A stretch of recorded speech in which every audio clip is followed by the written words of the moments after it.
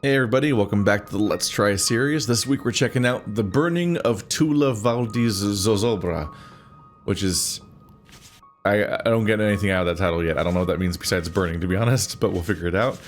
This is an entry in the May Wolf 2026 jam, which happened, well, in May, so a couple of months ago already. Wow. Will this video even come out in July or in August? Well, I guess we'll find out.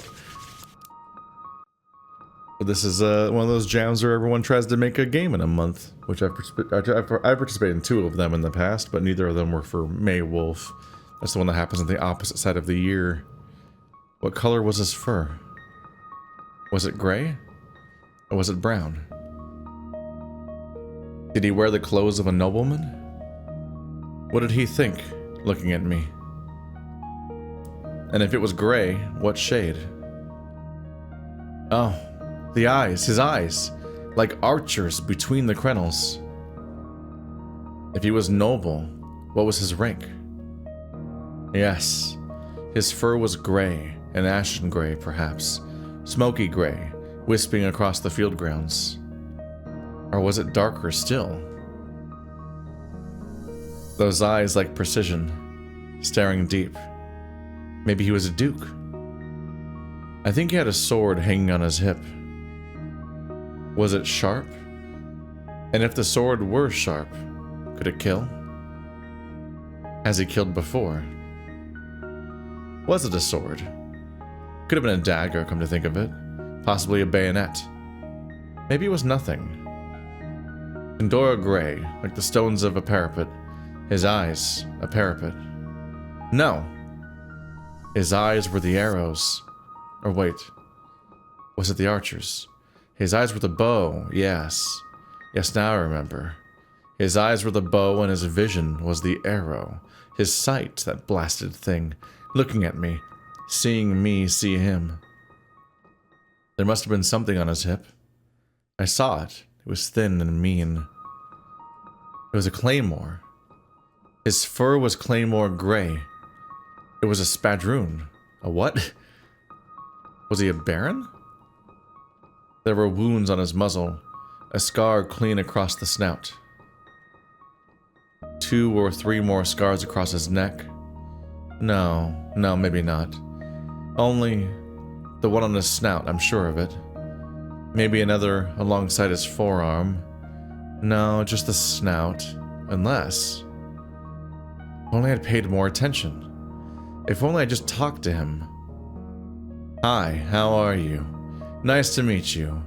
Are you enjoying the festival? Ooh. So obviously this caught my attention because of the traditional art, and using that for a visual novel is unusual. That's a fun thing that stood out to me amongst all the submissions. Strong directorial vibe at the beginning, where it's like where you have this very specific, stark back and forth between the art and these black flashes of the questions being proposed, these half-drawn images. Damn it all. His fur was Marengo and he was holding something. These are so many different color descriptions. Oh, there's a figure next to them. Somebody whispering into their ear, maybe? These half-formed figures. Interesting how they're rendered. Also, this person next to them is apparently less distinct and memorable than this guy's codpiece, which is more distinct, which is more harshly rendered. He was holding the hand of another. Someone braver, someone more approachable. No. Oh, they're gone. Oh, they got erased. Oh, and it was done traditionally, so it's a separate image. A separate image of the same drawing with the with that character's more or less erased from it, and now they're just scratches. He was holding nothing. Both hands were on his belt. It keeps changing in real time. He hasn't killed anyone, I don't think. He didn't have any weapon at all. He was carrying a flabellum, like a real nobleman. Was he even a nobleman? Scars aren't befitting of royalty, but he had the swagger of importance. He carried himself so confidently. He looked at me so confidently. I shirked away. I shouldn't have. Hi, how are you? Are you enjoying the festival? Such a powerful stare, like iron, weighing me down. His fur was gray, like iron. Or maybe it was brown. Has it been brown all this time? What clothes did he really wear? Have I been wrong? Am I misremembering? Who was he really with? Was he even there? Yes, he must be there. He's there now. I can see him in my memory. We're both there at the festival. We're both looking at one another. He is there, and I'm there, and he sees me. I shirk away. Hi, how are you? He's here now. He's in my home. He's in my bed. We're in love. Stab me with a Durandal, lover. Stab me with Durandal, lover? Oh my god. End me and take me. Carry me to your precious land. That land you came from long ago. The land you told me about when we first met. Talking beside the fire, discussing all the world. Take me to that place, my love. Let us live opulent. You are a noble after all. At least I think you are. But was he really? Oh, maybe he was. Or maybe instead it's all gone. I crumple up my drawings and put them in my apron pocket. I rub my eyes and breathe. One of the tavern regulars spots me in this state and decides to inquire. Ah, practicing your breathing, are you? Look at this smartass over here. Smart man, it'll do you some real good. Oh, Wilco. Oh, the bottom corner says the names. That's unusual. I smile politely. It's written on the bottom like the end of a letter. That's really interesting. I don't have anything against Wilco. He's one of our nicer patrons, actually. I'm just a little too lost in my thoughts to entertain a conversation with somebody. All the same, it's part of the job. I open my eyes up and head towards his table.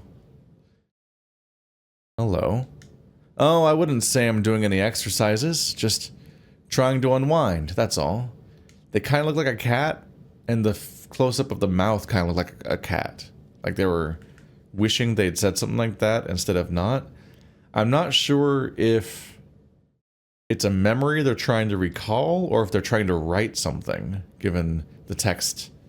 There's a vibe that it could almost be like them trying to work out a story and trying to find what feels real about it. In that case, you ought to heed my advice. A good breathing routine is just as important as any other exercise, believe me. Is that so? Wilco nods ferociously. Drips of ale fall off his muzzle. The thing about breathing is it's automatic. It's one of the few things that come naturally to us. But just because it's natural, that doesn't mean we're doing it right.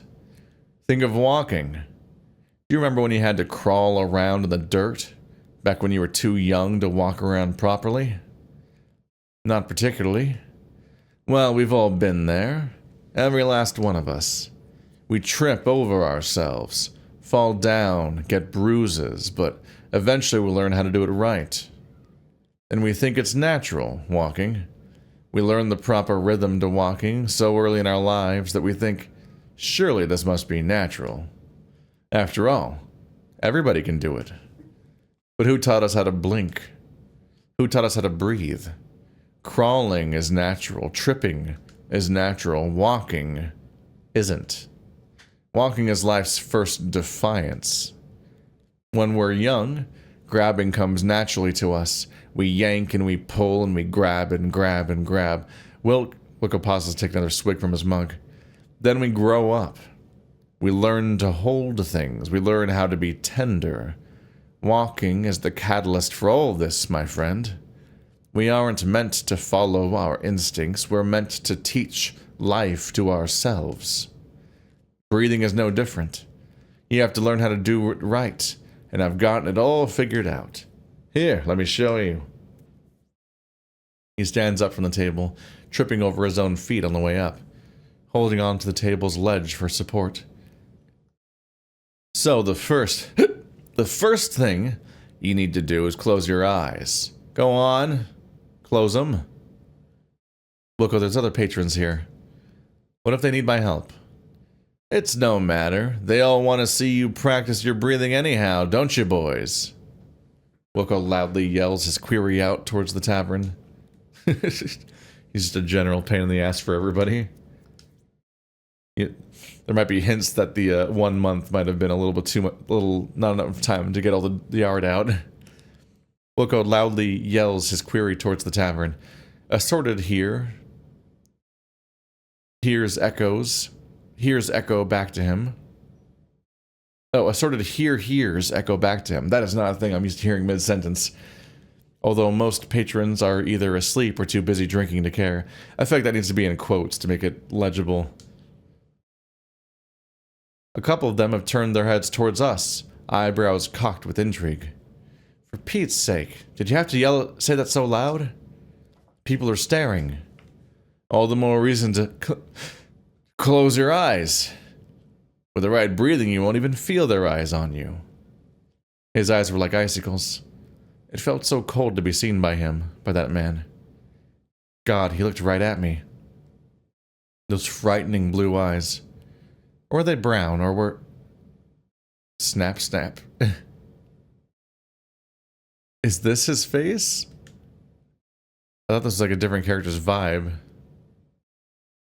Focus, Tula. You're zoning out. I'm not gonna scream hiccup cough. All your attention needs to be on this. Otherwise, it's not gonna work.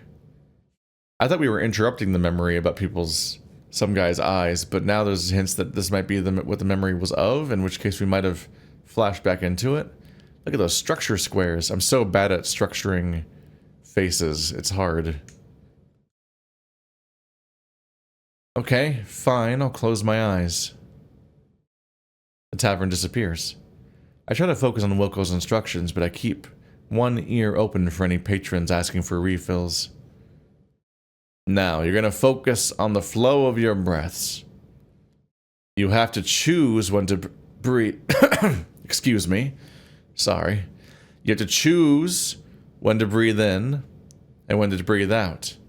It's like choosing to step with your left foot and then your right. When you breathe in, your lungs are going to inflate. And when that happens... Jesus. Sorry. I don't know what's... I reopened my eyes. Wilco's coughing is getting disturbing. I noticed that he hasn't stopped leaning on the table since we started. I think you need to sit down. You doing alright? You've barely drunk anything. Wilco sits back at the table. A defeated sigh escapes him. There are some miscellaneous booze tossed around the tavern by some fools who were hoping to see the full demonstration. I'm not sure what happened. You should have seen me in my 30s. I could have downed 1,000 pints before I felt... Sorry. How many have I had tonight? 2.5. Lord, my lord. 2.5. Picks up his mug from the table and gulps ravenously. I hear him wince as the ale goes down. He drops the mug unceremoniously to the floor, a grimace stretched across his muzzle. There. Call it 3. It's never easy. Over the years, you get used to people drowning. But there's always moments like this. An instance where something catches up to them. Be it age, disease, ambition, what have you. A patron closer to the entrance waves me down for another round. I step away from Wilco, who continues to stare at the mug. I don't think every tavern fly is there because they're running from something. A lot of people just want some time outside the house. A couple drinks, some hearty laughs, the good times. Some folk just like the routine, knowing where they'll be every night. And some of those folks, well, they seem like they were designed for this place. Dancing on the tabletops, cheeks flushed with springtime hue, hollering louder than a Sunday preacher. Someone slips on a puddle in the corner of the tavern. I rush over to help them to their feet, but they push me away. Don't you try telling me where I ought to be, says the man. I'm meant to be right here on this here ground here, Nobody's bossing me around, no sir.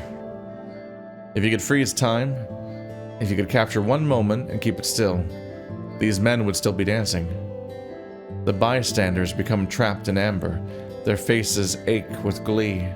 But those men keep moving. They don't flow with time. They aren't beholden to it like us. You try to freeze it, and they say, "So what? It's not me you're freezing. This is my night." But eventually the night passes, and those well-rowdied boys get caught too. It's a disease. It's their liver. The wife won't let them anymore. It's always something. They always see it coming too. Wilco's next in line, it seems. Returning to his table, I can hear it in his voice. He knows he should quit. He should find something else to do with his time. He's getting old. The tavern's no place for an old man to spend his days. He knows that perfectly well. 3 pints, Christ. 3 pints, Christ. 3's not so bad. I'd already be drunk by then. Don't demean yourself. No self-respecting tapster should admit such a thing. How do you think I'd feel knowing the man serving me drinks is a lightweight? If I were 20 years younger, I'd... Anyway, what's the point? No use wasting my breath yammering on like that. On the subject of breathing, let's return to that exercise. I start by closing my eyes. What comes next? No, there's no point in it. I can hardly finish a sentence without interrupting myself. We should try again later. I just need some time to regroup. Nearly closing time, Wilco. You want to show me those breathing exercises, right?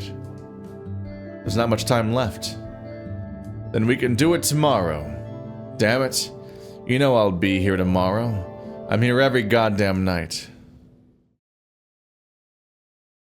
He slowly looks away from the fallen mug, turning his attention towards the entrance.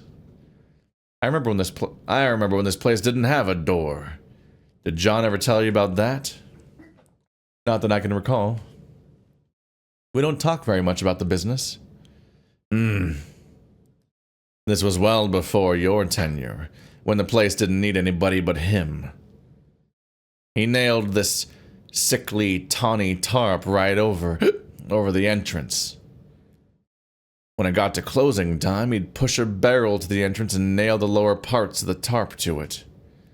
He'd pull the nails out in the morning. He really did that.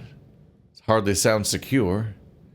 Oh, he was robbed all the time, of course. Thieves could upturn the nails just as easily as he hammered them down. Wilco points towards the empty mantle above the main bar taps. You see that spot there? John used to own a katana. What? His fur was claymore gray, or maybe it was more of a tawny hue, like the tarp. You ever seen a katana before? Real impressive piece of business, those swords. Puts ours to shame. Completely to shame, I say. His eyes staring at me. Ashen gray. Or were they blue? That's a stark difference. Hell, I remember one.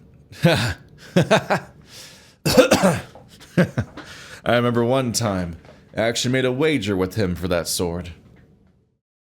I said, John, if I come in here one more time, with that sword still not doing what it's supposed to, then I'm gonna throw you in one of those town square pillories, and by God, I'm gonna stone you to death. I said that to him outright. We fought for it, to tell you the truth. He cleared out the tavern. Hell, I helped. Push the tables. There should still be a blood stain somewhere around here. He combs the floor, hunting for the spot where either he or John got busted open. He can't seem to find anything. Huh. I could have sworn... Well, no matter. The point is we fought. I won. But being the kind-hearted man that I am, I let him keep his prized possession.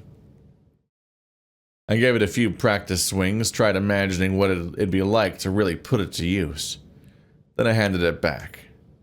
But of course, some scamp snuck in one night and took it for themselves. And guess who he blamed? You? Me! As if I were some yellow-bellied coward. I gave him the sword back fair and honest. I'd never, and I mean never, go back on something like that. It's not proper. But guess what he does? He goes and hollers for the royal guard, the sick son of a bitch. He's screaming, help me, help me, this man stole my precious sword. Yes, sirree. He really did love that sword, too. It's a shame what happened to it. I'm crying shame. I'm surprised I never told you. We weren't really that close. We aren't really that close. He just pays me my wages. There's nothing more to it. Ask him to spar sometime. You're leaner and more tenacious than I was back then. You'd easily take him. Then you can get him to start paying you more. Besides, let me tell you a secret. Here's how I beat him. Wilco leans in close. I bend down to press my ear closer to his muzzle. Oh no, we're not respecting the safe zone of where this text goes. This is a completely different. There's a whole eyeball down there you can't see. I breathed. I pull my head back and try not to smile too hard. Whatever you say, man.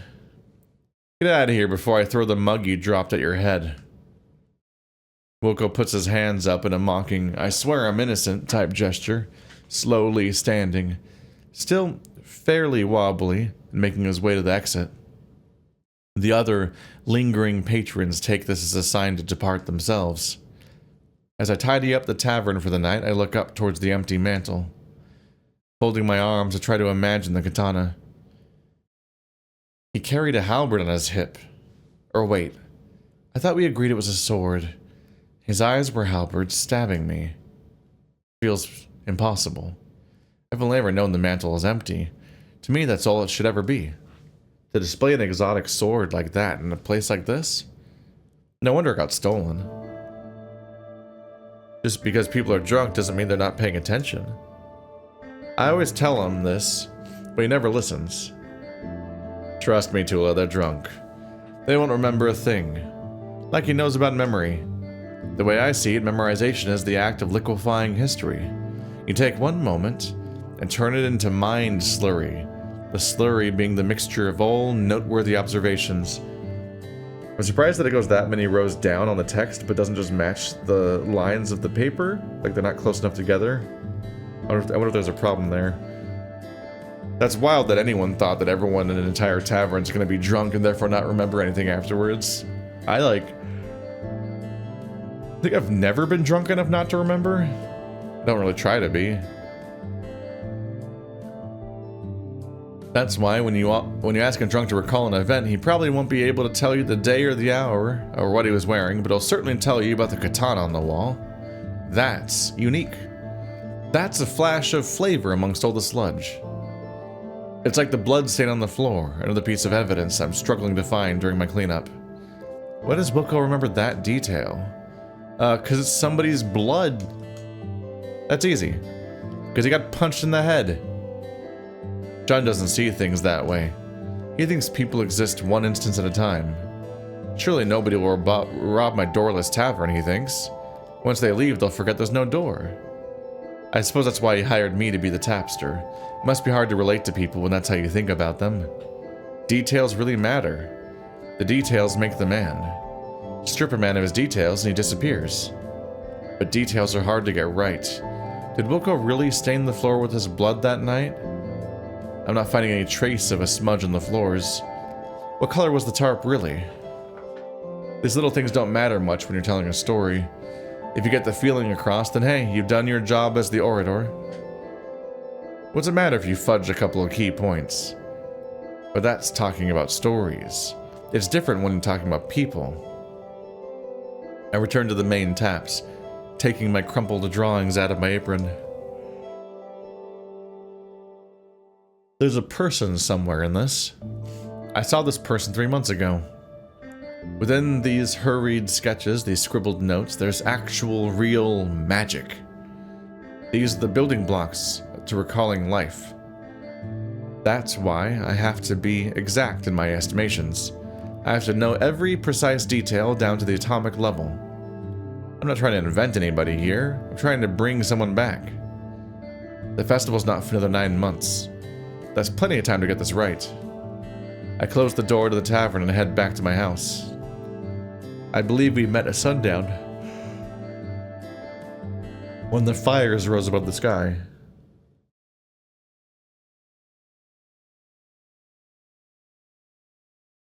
I can feel my mane growing in again. This is sometime later, I think. When I scratch my jaw, there's a little more fluff than usual. I'm often able to keep a good schedule about maintaining my mane. Once a week, every week. And you can hardly tell that I'm meant to have one. It's been getting away from me recently, though. The scruff is beginning to take form. I grab a pair of clippers and set my mirror upon my desk. Bringing in a bucket of water from the village well, I'm ready to get to work. Still haven't figured out why my mane disturbs me. It's not uncomfortable. I don't get itchy, nothing like that. You can't control your feelings, I suppose. I just wish I understood them. My mind can't even comprehend what it looked like with a mane. The last time I had one was when I was young, before I lived alone and could make my own decisions. The other lions in town always said my mane looked nice. They were jealous, actually. I always received so many compliments from the adults. Huh. The adults. It's funny to think about that. About how once upon a time I used to think there was something more to this. The adults weren't people, not like us kids. They were as foreign to us as the bugs wriggling under the floorboards. Which is to say, I saw adults as bugs. Not at all. Which isn't to say I saw adults as bugs. Not at all. I was like, what do you mean by that? I only mean that I saw them as different things. Special things. Living creatures I could never understand. Because when you're young, the adults are as daunting to you as castles or war. You can't help but wonder what goes on in their minds. But how could you ever know? You're a kid. You'll never find out. One day you blink, and suddenly, you're in their position. You're the one looking down, bending over, cleaning up all the answers you hoped to gain in this newfound position are absent. Cleaning up, and all the answers you hope to gain in this newfound position are absent. You'll find that your childhood self is absent too. You cannot think like he did. There's a rhyme and a reason to all your actions, and the illogicality of his mind is gone. The illogical must make sense now. It must mean something. Fun has a direct line of understanding. You laugh because something's funny, and it's funny for these reasons. I can't simply believe that I don't enjoy my mane anymore. I have to understand the cause. I don't like it because I just don't? That's not a valid reason. That's childish. So then, how do I feel when I see my mane fur start to grow? What does seeing that do to me? Well, I get uncomfortable. I feel suffocated even imagining it. Back when I still had my mane, I'd see that puffy-necked kid in the reflection of a passing puddle, and I'd stomp in the water just to quit seeing. I'm surprised that they had a mane as a child. I don't think lions do for a while. So why? Why does my mane do that to me? I'm still not sure, and I hate that. I want to put a definition to it. My father would braid his mane because he thought it was stoic. My mother would trim that mane because she felt ragged fur was unbecoming. That mane. Trim father's mane, or his mane, or her own mane? Did she have a mane? The mane rules are a little unclear with that phrasing. I assume she doesn't have one. I shear my mane because I don't like it. Two of these things are serious reasons. I don't know. It'd be easier if there was somebody else to discuss this with, somebody to tell me about a different perspective, letting me in on their thoughts. There's not really anyone I can talk about this with, and I suppose I'm to blame for that. Look at what I do all day. I'll go to work. I listen to the ramblings of shit-faced men. I come home. I draw the face of someone who doesn't know my name. Those drawings. I think I'm getting better at it. I feel more assured in my vision. He'd be the perfect man to talk to, I just know it. His fur was immaculate, simply divine. I don't know how he could take care of himself so well. It must be that royal money. I hear nobles could feed entire villages with their earnings, should they choose. He must be a noble, right? The way he looked, how pristine his weapon was, how the air warped around his very being. Being a noble would explain it all. Although, I'm still not sure if he really did have a weapon. Could have been a walking stick, but he didn't seem old enough to require one. Then again, he could have been injured in battle. All those scars showed he was a real fighter at heart. I wonder, if he were here now, what would he say? Would he tell me he was a nobleman? I'd tell you the truth. The wolf. Oh, scooping in. We have the wolf sneaking in. We have a light. We have lighting even. Man, I should probably do traditional again sometime. I haven't done it. Funny enough, I did like a 30-day art challenge to myself to draw for 30-ish days. It took me like 2 months to do the actual 30 days, but it's fine. Basically to prove that I was going to draw enough to justify getting an iPad to then do digital art. And then I haven't really gone back since. But there's a texture to traditional that's like really pleasant, and I miss that part. You can't recreate that effect when you're drawing on a screen. But digital does let you have layers and the ability to apply lighting on top of your drawing, and the ability to zoom in, and the ability to undo and erase permanently and not like have to scratch away the texture and try to redraw over it. The resolution really fucked with me. The fact that like I would hit points where I'm like, I didn't make the drawing big enough, so I can't get finer details in this part that I want to put details in because I physically can't make my pencil smaller or my eyes zoomier. The ghostly visage of the wolf materializes in front of me. There's a delayed response to his movements, and faint silhouettes remain where he once stood, and he walks around the room. His tone is jagged and coarse. His voice is airy and charming. I'm not alarmed by his presence. I know I ought to be, but a strange eagerness overwhelms my mind. Oh? And what would that be? Whatever you'd like. That's not how people work, silly. I don't get to say who you are. Sure you do. This is your home, isn't it? I'm only a visitor. Is that why you were so distant at the festival? Because you were only visiting? I'm not sure I buy that. It's the truth. I try not to stand out in places beyond my village. Tell me more about this village. Where is it? What is it called? It's located anywhere you want, and its name is whatever you'd prefer. Ugh. You're not being any help at all. If I said you were 73 years old, would you say that's right? Did I look that old at the festival? Of course not. I was being hyperbolic. But you had something on your hip. I thought maybe it was a cane. So maybe you're older than it seemed. It was a cane. It was? Why'd you have a cane?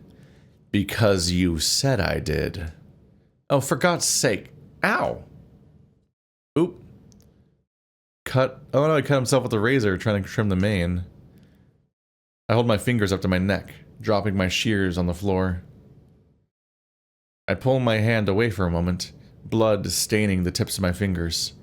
Rapidly, I bring my hand back up to my wound. Fantastic. Wonderful, even. Just my luck, right? I'm sorry. Did I distract you? I didn't mean to. No, it's not you. This happens all the time. I've been shearing my mane for so long that at this point, my mind wanders. It's not a healthy habit, as you can see. Did they shear their mane down to their skin? Or are we getting to the cartoon logic of how people can have, furries have beards sometimes, and then they can shave their beard, but they still are covered in fur somehow? Because they're a cartoon character is the answer.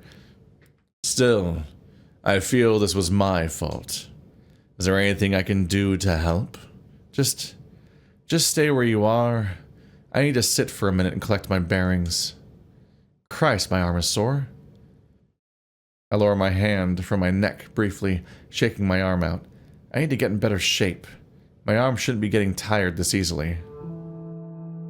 While my arm rests, the wolf approaches me.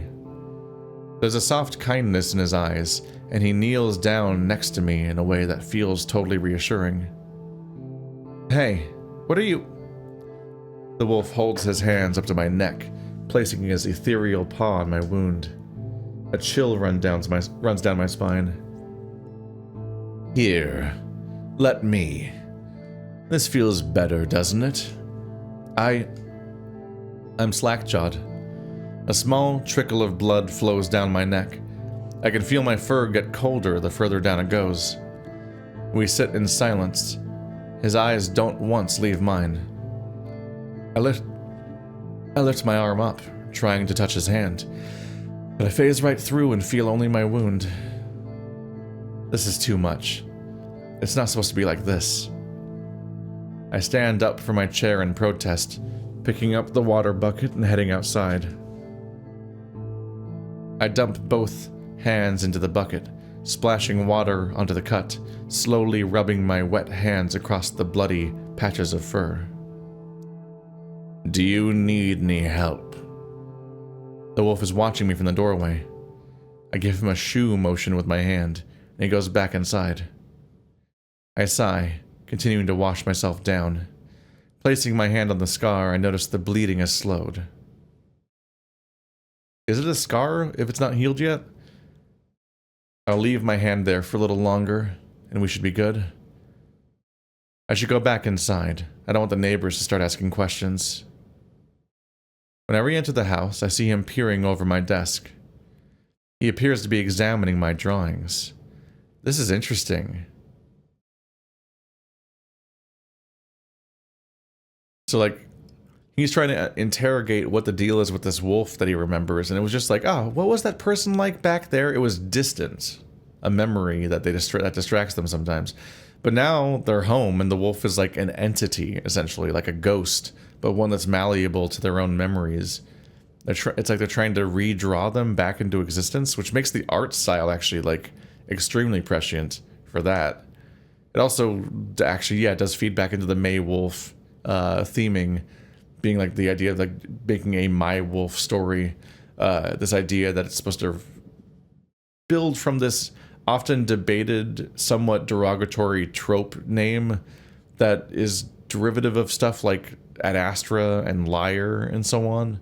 These games that are extremely fixated on having this wolf that is this big presence in your life. That's like, it's hard to say how to put it. It's like halfway.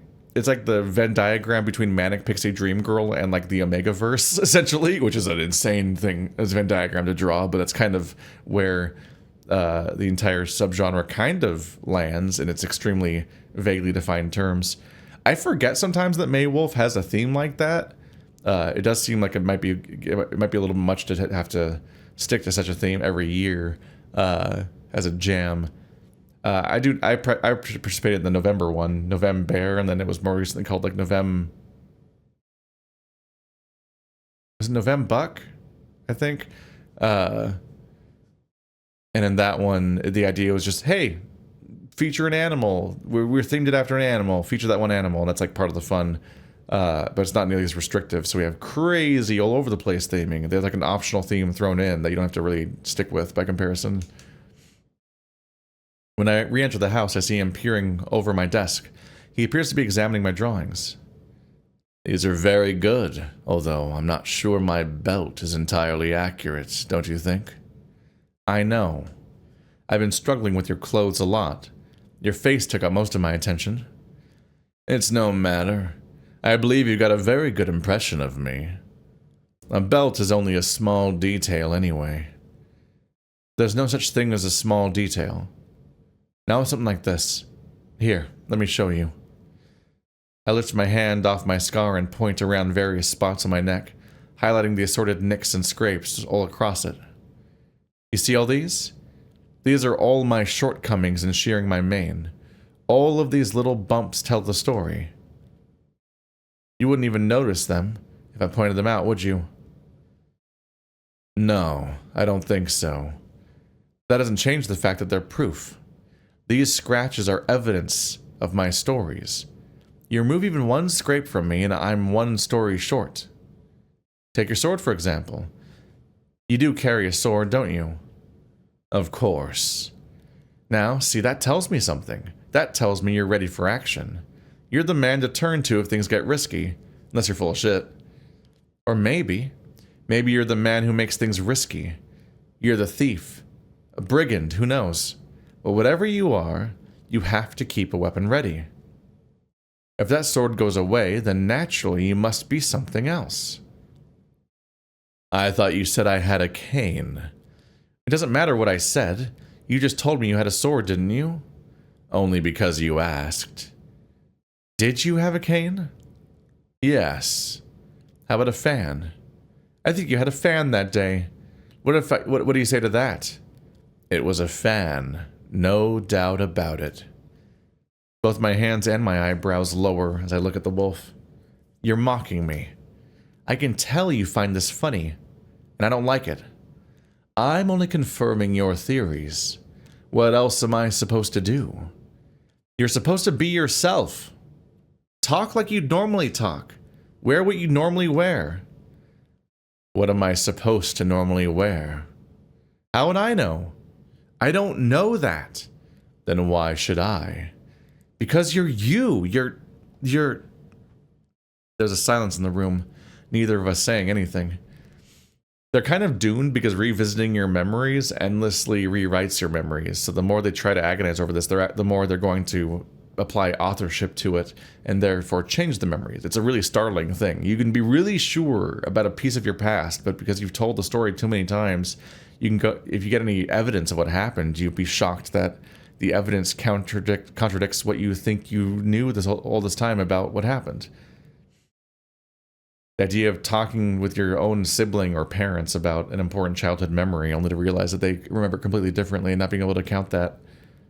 But also, I think the part where I use the word authorship, and I think that's intended too, because I think we're simultaneously dealing with a memory and the idea of writing something. This is somebody writing a story for a game jam and having a time with which to write and author that, while simultaneously telling a story about authorship. There's silence in the room. Neither of us say anything. Or rather, I'm not saying anything. I'm quiet, letting the realization of what's happened dawn on me. I think I'm going insane. Genuinely, I might be mad. What do they even do to people who are mad? Would I get thrown in the dungeon for that? You're not mad, Tula. You just need... No. You quit talking. You're not even talking.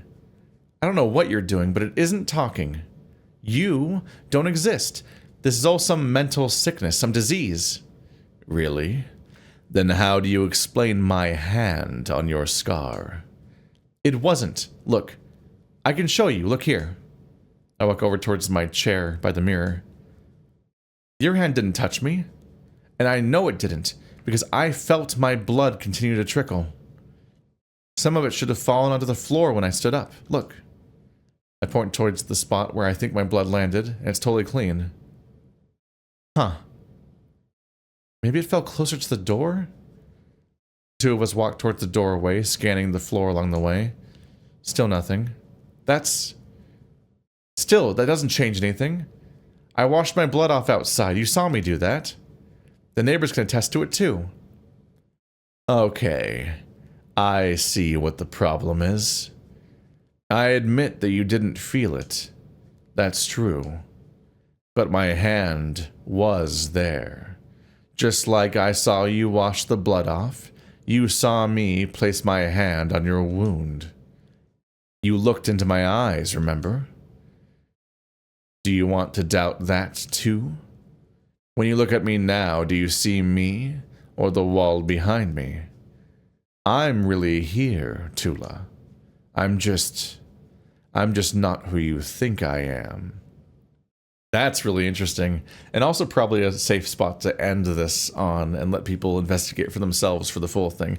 I think it's like 17,000 words, so I'm definitely not finishing it in a preview video. So I think that's going to be it for the burning of Tula. I don't remember the rest of the name, but I can find it out very, very quickly by clicking save in main menu. The burning of Tula Valdi's Zozobra. Well, we know who Tula Valdi is now. I don't know what a Zozobra is. What happens if I type Zozobra into a browser?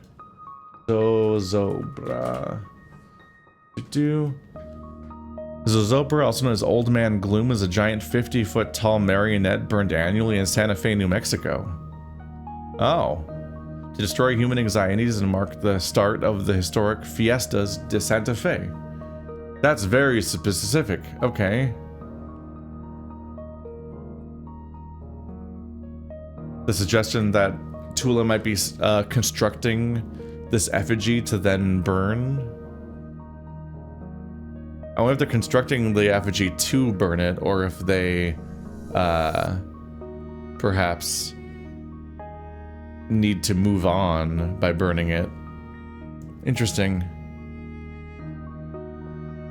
Because there's elements of what's going on that almost seem adjacent to like a tulpa, as suggested by Echo and so on. Which also is in the New Mexico area, actually, funnily enough. Somewhere in the southwest. Its location is moved and debated a lot, and I don't remember the answers anymore. But that's going to be it for now. Really interesting game, merging narrative elements with how it presents them visually.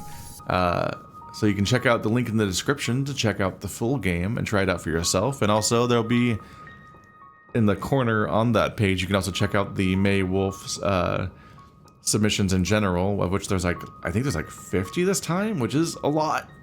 The scale of these productions is always really intimidating, but it's always cool that people are out there making stuff, which is why we're all engaging with the furry fandom to begin with, is that we just kind of endlessly encourage each other to create stuff just for its own sake. And these events are always a fun excuse to just hop in and get your feet wet. So you can check this out. You can get hyped for future May Wolves or Novembears and other jams if you want to get involved in making something.